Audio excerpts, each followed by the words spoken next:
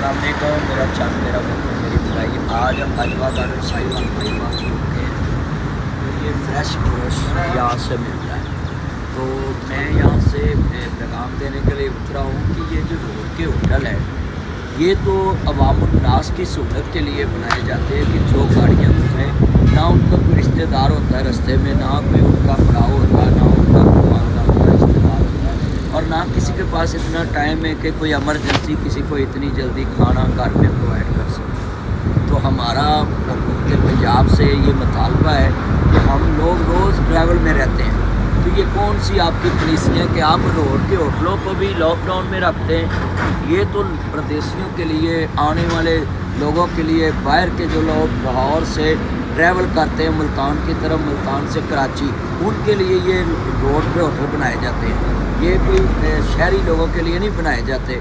तो लिहाजा हुकूमत से, मैडम साहबा से और पॉलिसी बनाने वालों के लिए हमारी रिक्वेस्ट है कि हम जैसे रोज़ ट्रैवल करने वाले लोगों के लिए आप ये सहूलत दें कि अजवा गार्डन के बाईपास बिल्कुल साहिवाल के ऊपर है। तो इसी तरह आगे मुल्तान, कादरपुर, रामा पे अजवा गार्डन है। इसी तरह दूसरे रेस्टोरेंट होटल बने हुए हैं। ये तो पब्लिक लोगों के लिए जो बसों में सफ़र करते हैं, जो अपनी गाड़ियों में करते हैं, उनके लिए होटल बनाए जाते हैं। तो ये लॉकडाउन की पॉलिसी इन होटलों से उठाई जाए।